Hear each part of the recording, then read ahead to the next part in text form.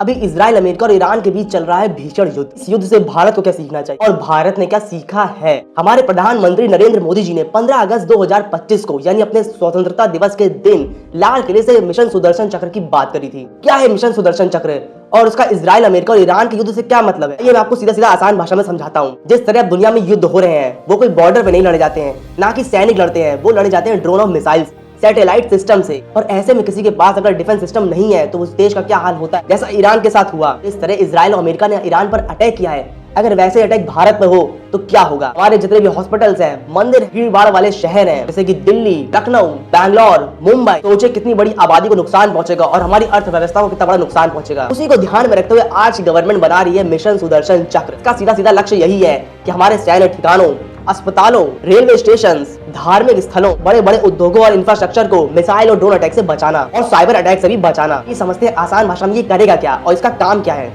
जिस तरह इजराइल का सिस्टम है आयरन डोम, ऐसे ही भारत का होगा सुदर्शन चक्र, क्योंकि इजराइल के आयरन डोम से भी खतरनाक होगा और ज्यादा शक्तिशाली होगा। यह एक मल्टी लेयर डिफेंस सिस्टम होगा। आइए जानते हैं इसमें क्या क्या शामिल होगा। 6000 से लेकर 7000 रडार सिस्टम जो कि मिसाइल को दूर से ही पकड़ लेंगे, यानी मिसाइल जमीन पे गिरे उससे पहले हम उसे आसमान में ही तबाह कर देंगे, नष्ट कर देंगे। सैटेलाइट सर्विलांस सिस्टम जिसे 24 घंटे स्पेस यानी अंतरिक्ष से निगरानी करी जाएगी। मिसाइल इंटरसेप्टर दुश्मन की मिसाइल को हवा में ही नष्ट करने की ताकत रखेगा। लेजर वेपन्स जो कि फ्यूचर टेक्नोलॉजी होगी। बड़े और छोटे हथियार इंस्टेंट खत्म हो जाएंगे। हाई कमांड सिस्टम जो कि ऑटोमेटिक और इंस्टेंट रिस्पांस करेगा। साइबर डिफेंस शील्ड इसमें हैकिंग और डिजिटल वॉर से प्रोटेक्शन मिलेगा। और सबसे इंपॉर्टेंट होगा काउंटर स्ट्राइक कैपेबिलिटी, यानी अगर जरूरत पड़ेगी तो हम जवाबी कार्रवाई भी करेंगे उसी समय। यानी सिर्फ बचाव नहीं, अटैक की भी ताकत रखेगा भारत। जानता है हमारे जो दुश्मन देश है जैसे पाकिस्तान हो गया, चाइना हो गया, इनकी मिसाइलों से बचने के लिए भारत का सुदर्शन चक्र मिशन बहुत ज्यादा जरूरी है। आतंकवादी तो अपनी दुश्मनी नजर हमेशा भारत पर रखते ही हैं, ये उनको जवाबी कार्रवाई देने के लिए और उनके ऐसे अटैक से बचने के लिए भारत को सुदर्शन चक्र की बहुत ज्यादा जरूरत है। हम ये टेक्नोलॉजी को दूसरे देश से डेवलप नहीं करने वाले हैं,